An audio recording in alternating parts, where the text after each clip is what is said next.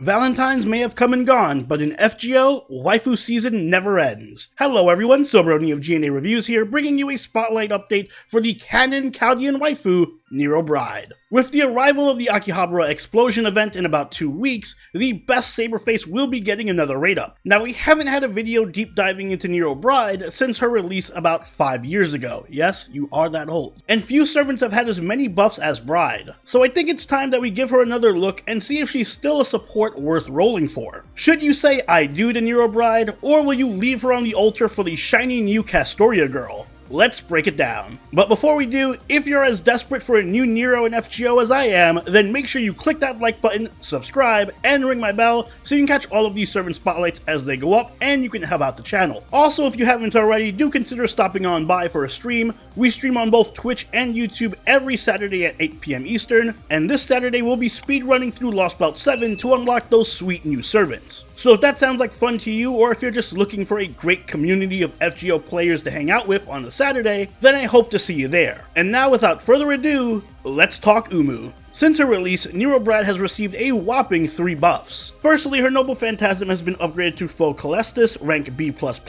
which has given it a much higher damage modifier and additional burn damage depending on overcharge. Her first skill has also been upgraded to Stars in Heaven, rank EX, gaining the additional effect of charging an ally's NP gauge by 30%, and once the new event drops, Nero gains another new buff, an upgrade to her third skill, Love of the People. It'll now increase damage against sky enemies by 30% for a targeted ally for 3 turns, on top of the healing and defensive buffs. So suffice it to say, Umu Bride has gone through some significant changes since her release. Starting with her Noble Phantasm, the damage upgrade is very noticeable, and in fact, Bride has the strongest single target arts NP among all Saber servants. So despite being an off support, she is still very capable of high DPS. She also benefits from very strong NP gain even on her relatively low hit count NP, which makes her capable of spamming her Noble Phantasm multiple times in dedicated arts teams. And her other 2 buffs only serve to amplify that role. Stars in Heaven not only buffs her NP gain considerably, but also charges her NP gauge and makes Bride easily capable of a turn 1 Noble Phantasm without any additional support. It also makes looping with her much easier.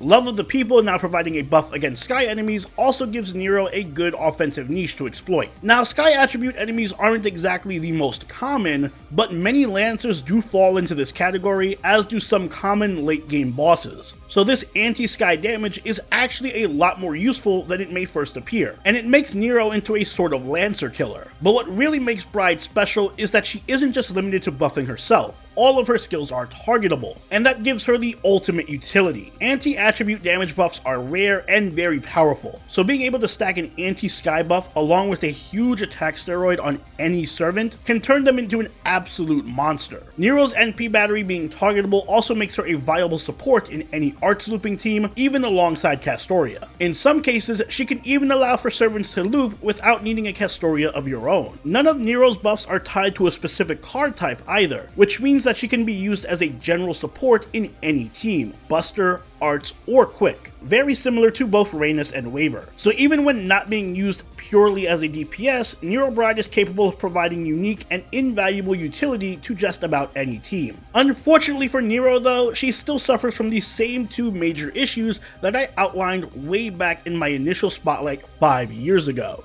Because Bride's buffs aren't AoE, she does have to choose between using them on herself or supporting an ally. On one hand, this gives her immense versatility, but on the other, it really limits her potential by forcing her into only one of 2 roles. Either she can be a support buffer for another DPS servant and contribute very little damage, or she can use all of the buffs on herself and be the main damage dealer, but offer very little utility. There really isn't much of an in-between. As a support, her buffs are strong, but they still pale in comparison to the top supports in the game, like Castoria and Merlin, and as a DPS, sure she can deal a lot of good damage, but she has no utility for the team since she has to use everything on herself. The key to using Bride well is knowing exactly what role you want her to perform on the team and building around it. And because Bride performs so well in a wide variety of team comps, it isn't too difficult to build a good team around her. Like Waver, she can fit pretty much anywhere. But strong art supports like Tamamo and Proto Merlin really elevate her as a DPS by providing her with excellent damage buffs and continuous NP charge, while arts DPS servants like Summer Hokusai and Benny Enma especially benefit from Bride's buffs. For craft essences, you can give Bride 20/30 if you plan on using her for a support. Otherwise, any arts or NP buffing CE like Black Grail, Ocean Flyer, or Sign of a Smiling Face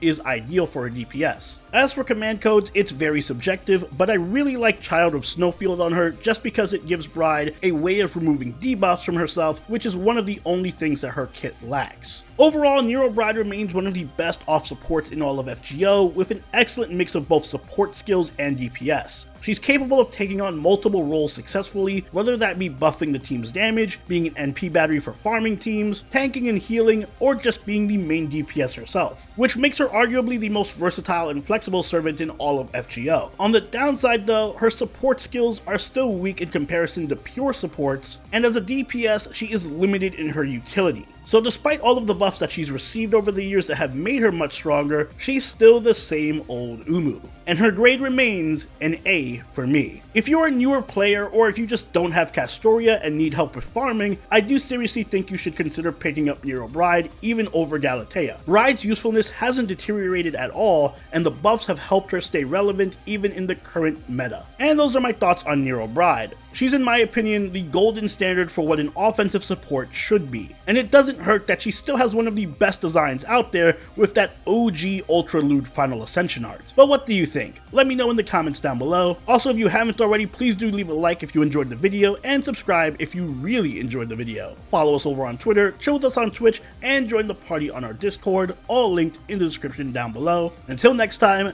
this is Soberoni, signing out. Later.